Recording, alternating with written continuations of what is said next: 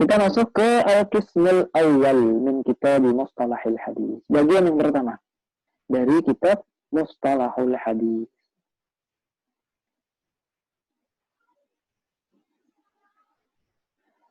Mustalahul hadis, ta'rifuhu pengertiannya, faidatuhu. Apa pengertian dari mustalahul hadis dan apa faedah dari mustalahul hadis?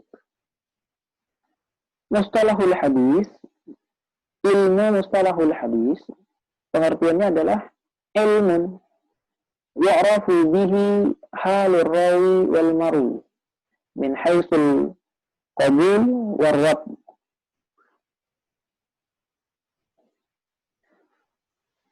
Ilmu mustalahul hadis adalah ilmu, sebuah ilmu yang diketahui dengannya, ya'rafu bihi, diketahui dengan ilmu tersebut, halur rawi wal marwi, keadaan para perawi dan apa yang diriwayatkan. Di sini ada dua istilah, rawi dan marwi. Rawi itu orang yang meriwayatkan hadis. Hadis itu kan diturunkan atau diajarkan melalui periwayatan dari Rasulullah SAW menyampaikan dalam majelis beliau kepada murid beliau yaitu sahabat. Nah, dari sahabat nanti menyampaikan kepada murid beliau ya tabi'in, kemudian kepada tabi'ut tabi'in gitu. Gambaran sederhananya seperti itu melalui periwayatan. Nah, orang-orang yang meriwayatkan itu dinamakan rawi. Jadi orang yang meriwayatkan hadis dinamakan rawi. Nah, ilmu hadis jadi berbicara tentang keadaan para perawi. Keadaan ditinjau dari keadilan mereka. Adil dalam makna ketakwaan mereka gitu. Sederhananya ketakwaan mereka. Apakah orang yang menyampaikan hadis itu tersebut bertakwa atau tidak? Bisa dipercaya atau tidak? Nah, dari sisi keberagamaannya, seorang bisa dipercaya atau tidak gitu, bicara tentang hadis. Selain itu juga bicara tentang hafalannya atau penjagaannya terhadap hadis.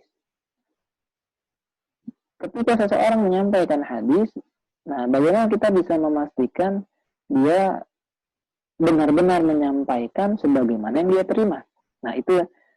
Jadi penjagaan dia terhadap hadis yang dia dapatkan kemudian dia sampaikan itu namanya dabat. Dabat itu baik dari hafalannya, jadi ada rawi yang menerima hadis dari gurunya, dia hafal kemudian dia sampaikan lagi kepada muridnya, atau bisa menerima hadis kemudian dia tulis, nah dari tulisan itu dia sampaikan lagi kepada muridnya.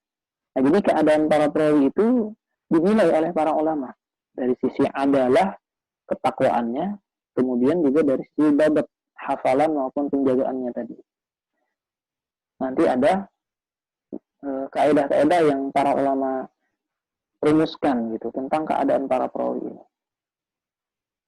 Termasuk ketersambungan mereka dengan gurunya. Ketika seorang mengaku menerima hadis dari gurunya, nah para ulama akan menilai dia apakah benar menerima hadis tersebut dari gurunya atau tidak, atau cuma ngaku-ngaku. Nah, gitu. Mereka bisa menilai dari tahun lahir si murid, kemudian tahun wafat si guru, gitu. Kemudian keterangan yang diikuti oleh si guru, kemudian di mana tempat tinggal si guru. Mereka membandingkan itu, benar tidak si murid pernah ke sana, pernah mau mengikuti peperangan itu, gitu, atau tidak. Itu mereka teliti dengan sangat dalam. Nah ini halur rawi, nah kemudian juga wal marwi, dan juga yang diriwayatkan dari sisi hadisnya itu benar atau tidak gitu. Misal redaksinya, mereka akan meneliti apakah benar Rasul mengatakan hal tersebut. Mereka akan meneliti, membandingkan dengan redaksi yang lain. Atau jangan-jangan itu perkataan sahabat. Gitu. Atau jangan-jangan itu perkataan si perawi yang ternyata tercampur dengan hadis Rasul. Gitu. Nanti ada bahasan itu. Jadi dengan ilmu tersebut bisa diketahui keadaan para perawi dan juga yang diriwayatkan. Halur rawi wal marwi. Dari sisi min haitsul qabul warrad gitu. Dari sisi diterima atau ditolak. Kalau adalahnya rendah, orangnya tidak jujur gitu, pendusta, maka hadisnya ditolak. Ditolak. Tapi kalau adalahnya tinggi, bobotnya kuat, maka hadisnya diterima. Gitu. Nah, jadi mustalahul hadis itu adalah sebuah ilmu yang diketahui dengan ilmu tersebut, keadaan para perawi dan yang diriwayatkan dari sisi ditolak atau diterima. Gitu. Nah, jadi faedahnya apa? Faedahnya berarti ma'rifatu ma yuqbalu wa yuraddu. Mengetahui apa-apa yang diterima maupun yang ditolak minar rawi wal marwi. Jadi mengetahui rawi dan marwi yang diterima maupun yang ditolak. Nah, ini gambaran umum tentang mustalahul hadis. Jadi secara umum nanti banyak bicara tentang teorinya. Teori tentang keadaan para perawi, kemudian ketersambungan para perawi dengan gurunya gitu, atau istilahnya sanad, ketersambungan sanadnya, kemudian juga matan atau marwi yang diriwayatkan mereka oleh para ulama juga diteliti. Nah itu kemudian kita lanjut al-hadis, al-khabar, al-athar, al-hadis al-qudsi. Kita ada mendengar beberapa istilah ini. Itu ya. Ada hadis, ada khabar, ada athar, ada hadis qudsi. Nah, kita masuk ke yang pertama. Hadis, apa itu hadis dalam ilmu hadis? Nah, hadis itu adalah ma'udifa ilan Nabi Sallallahu Alaihi Wasallam. Apa-apa yang disandarkan kepada Nabi Sallallahu Alaihi Wasallam. Jadi hadis itu apa yang disandarkan kepada Nabi min qaulin au fi'lin au taqririn au wasfin. Dari yang disandarkan itu baik perkataan, perbuatan, takrir penetapan beliau maupun wasfin, maupun sifat beliau. Contoh qaul beliau, contoh perkataan Nabi Shallallahu Alaihi Wasallam, misalnya innamal a'malu binniyat. Perkataan beliau, sesungguhnya amal itu tergantung kepada niat. Ini perkataan beliau. Contoh perbuatan beliau misalnya an Aisyah radhiyallahu anha, dari Aisyah radhiyallahu an, qalat, beliau berkata, kana Nabi sallallahu alaihi wasallam fi baiti qabla dhuhri Kana Nabi sallallahu alaihi wasallam yusalli fi baiti qabla dhuhri arba'an. Adalah Nabi sallallahu alaihi wasallam itu salat di rumahnya sebelum zuhur itu 4 rakaat gitu ya. Salat di rumahku fi baiti qabla dhuhri arba'an. 4 rakaat sebelum zuhur. Nah, jadi apa yang dilakukan oleh Nabi itu fi'il, perbuatan, nah maka itu hadis Nabi Shallallahu Alaihi Wasallam. Kemudian juga takrir gitu.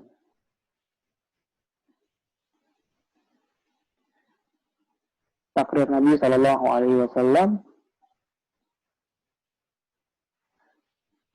yaitu diamnya beliau tidak mengingkari apa yang diucapkan maupun dilakukan oleh sahabat, dan itu berarti menunjukkan kebolehan gitu. Takrir penetapan yaitu diamnya beliau terhadap apa yang diucapkan maupun yang dilakukan oleh para sahabat itu, yang beliau ketahui.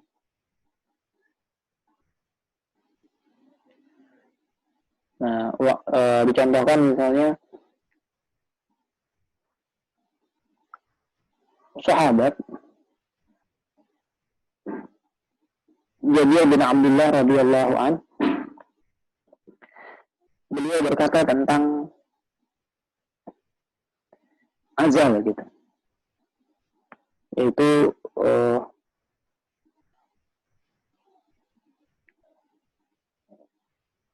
berhubungan suami istri kemudian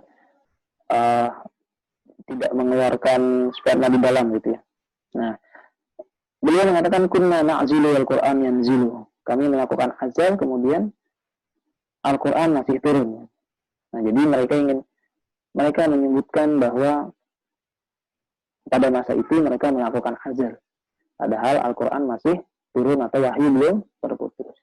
Tapi tidak ada larangan mengenai azal tersebut gitu. Jadi mereka memahami itu takrir Nabi Shallallahu Alaihi Wasallam.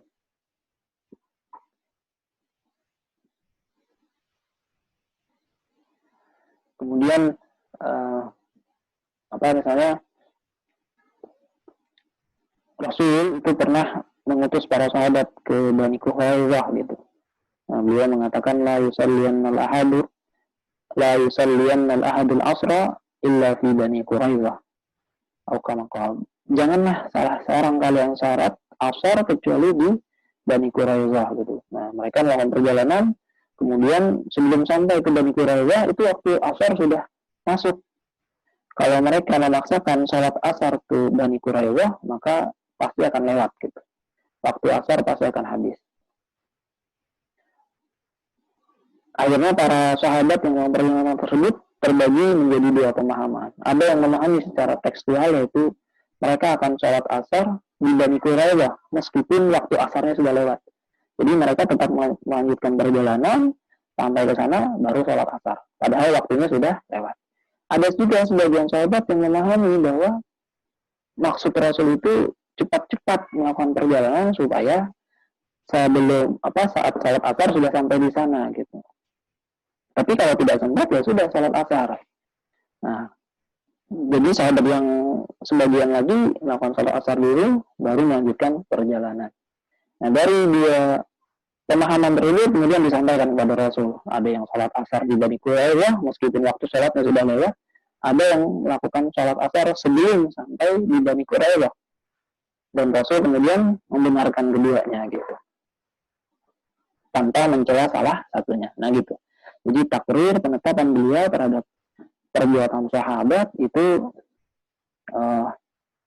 juga bagian dari hadis Rasul Sallallahu Alaihi Wasallam. Allah pun atau sifat beliau. Nah, sifat beliau ini kan banyak bicara tentang keadaan beliau gitu ya. Karena Nabi Sallallahu Alaihi Wasallam ajwadan nas bil khair. Nabi adalah orang yang paling dermawan dalam perkara kebaikan misalnya. Nah itu sifat beliau. Nah, ini hadis. Jadi hadis itu ma'udi fa'ilan Nabi min qaulin au fa'lin au taqririn au wasfin. Kemudian khobar. Nah, ada yang namanya juga khobar. Khobar itu bimakna hadis. Ada yang mengatakan, ada ulama yang memahami bahwa khobar itu semakna dengan hadis. Jadi ketika dimaksud hadis, berarti maksudnya adalah khobar. Ketika disebut khobar, berarti maksudnya adalah hadis. Maksudnya sama, sinonim. Antara hadis dan khobar itu sama. Jadi fayu'rafu bima sabaqa, maka telah diketahui dengan apa yang telah lewat, yaitu fi ta'rifil hadis, dalam pengertian hadis itu yang di atas ini. Ada ulama yang memahami bahwa antara hadis dan khabar itu sama. Waqil, ada pula yang dikatakan bahwa al-khabaru, khabar itu adalah ma udifa ila Nabi sallallahu alaihi wasallam wa ila ghairihi. Khabar itu adalah apa yang disandarkan kepada Nabi dan kepada selain beliau. Nah, jadi kalau yang ini berarti perkataan Nabi atau yang disandarkan kepada Nabi itu khabar, termasuk juga yang disandarkan kepada selain beliau, itu pada sahabat misalnya. Berarti itu bisa disebut khabar. Maka fayakunu a'ammu minal hadis wa ashmal. Maka khabar itu lebih umum daripada hadis wa ashmal, dan lebih mencakup atau lebih luas gitu. Jadi kalau pemahaman yang kedua ini berarti khabar itu bisa disandarkan kepada Nabi atau kepada selain Nabi. Jadi kalau ada perkataan sahabat, berarti itu disambut khabar. Sedangkan hadis lebih khusus, berarti khusus kepada Nabi. Dan ada juga istilahnya asar. Asar ini ma udifa ila sahabi ay tabi'in. Apa yang disandarkan kepada sahabat dan tabi'in dan juga tabi'at tabi'in gitu. Jadi asar itu disandarkan kepada sahabat dan kepada tabi'in. Asar sahabat. Waqad yuradu bihi, dan kadang-kadang juga dimaksudkan dengan ma'udifa ilan Nabi sallallahu alaihi wasallam, apa yang disandarkan kepada Nabi muqayyadan, tapi dengan batasan gitu. Jadi fayuqal, maka dikatakan wa fil asari 'anin Nabi, dari dalam asar yang berasal dari Nabi. Nah, ini berarti kalau ditambahkan kata anin Nabi, berarti itu maksudnya adalah sama dengan hadis. Nah, jadi ada yang dikatakan bahwa asar itu adalah yang disandarkan kepada sahabat dan tabi'in, tapi kalau ditambahkan anin Nabi, asar anin Nabi, berarti itu sama dengan hadis. Yang ketiga, ada hadis, ada khabar, ada asar.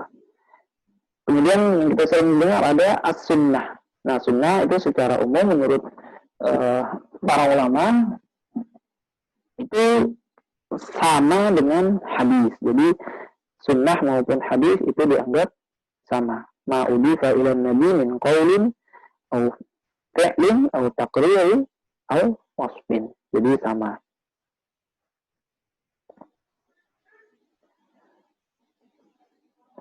Kemudian berikutnya al-hadisul qudsi. Hadis qudsi. Ada lagi yang kita dengar dengan hadis qudsi. Apa itu hadis qudsi? Ma rawahun Nabi sallallahu alaihi wasallam. Apa yang Nabi meriwayatkannya. An Rabbihi ta'ala, dari Allah Subhanahu wa taala.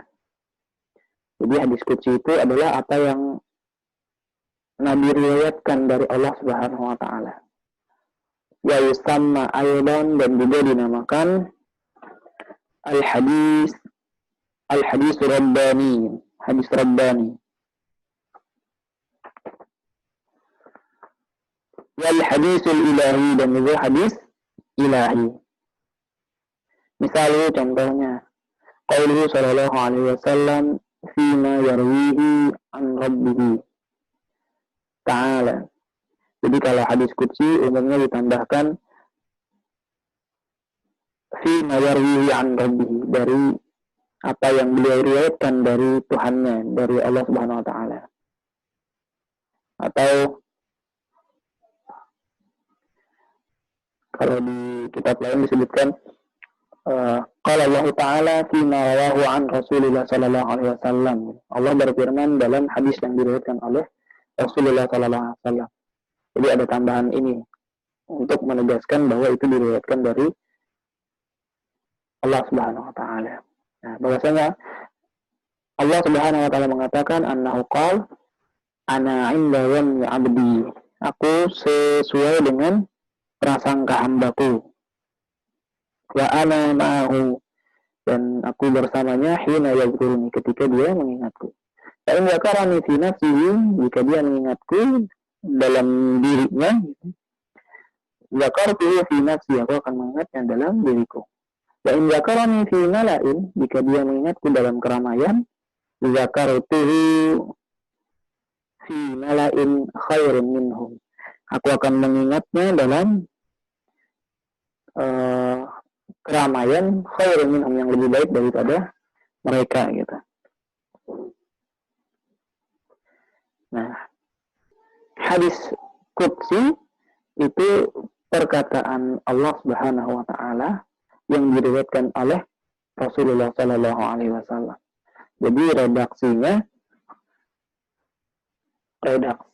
dari Rasulullah, tapi ilhamnya, wahyunya itu dari Allah Subhanahu wa taala.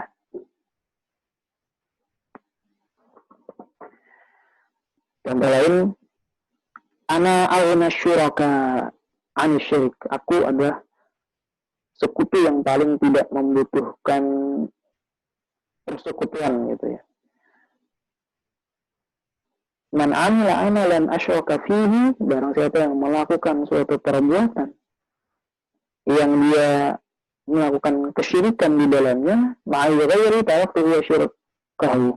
Jika dia melakukan perbuatan mensyirikkan melakukan syirik dengan mempersekutukan aku kepada selainku, taraktuhu, aku akan meninggalkannya, wa syirkahu, dan sekutunya.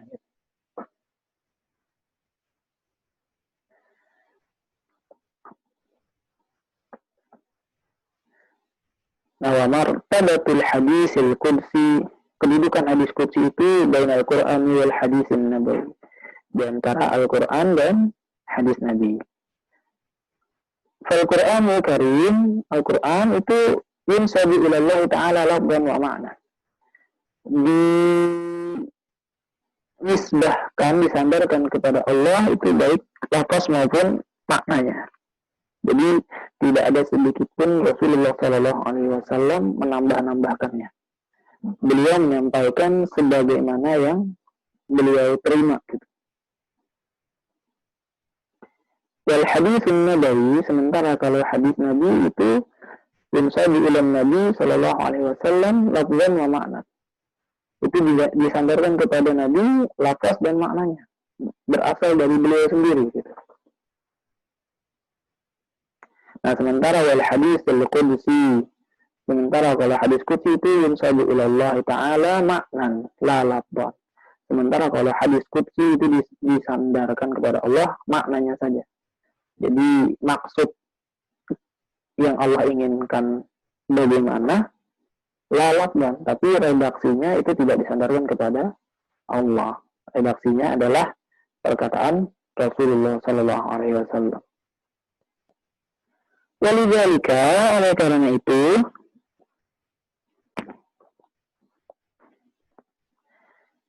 la yata'abbadu bi tilawati lafzihi, maka tidak dianggap beribadah dengan membaca lafaz hadis qudsi tersebut gitu. Itu sebagaimana membaca teks-teks yang lain, hadis-hadis yang lain, kitab-kitab yang lain gitu ya.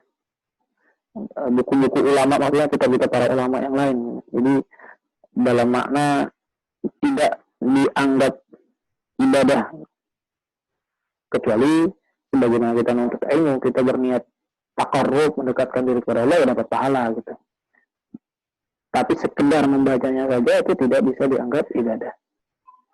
Wala yuqa'u fi shalah, dan juga tidak dibaca dalam salat. Walam yahsul bihi at-tahaddi, dan juga tidak ada tantangan di dalam hadis qudsi tersebut. Nah, beda dengan Al-Quran. Al-Quran membacanya bernilai ibadah sebagaimana kita sholat gitu, beribadah. Kemudian Al-Quran juga dibaca di dalam sholat. Kemudian Al-Quran juga menantang umat manusia untuk yang membuat semisal dengan Al-Quran. Kemudian walam yunqal bitawatur kama naqlul Quran gitu.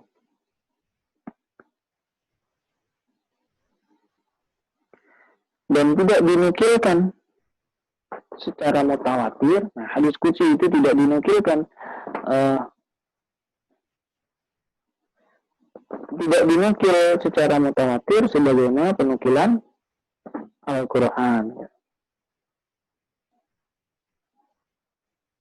Bal minhu ma huwa sahih wa dhaif wa maudhu. Bahkan diantaranya ada yang sahih, ada yang dhaif, ada yang maudhu. Jadi hadis qudsi itu tidak dinukil secara mutawatir sebagaimana Al-Quran. Nah, sehingga dia berlaku sebagaimana hadis-hadis yang lain. Berarti ada yang sahih, ada yang dhaif, ada yang maudhu gitu.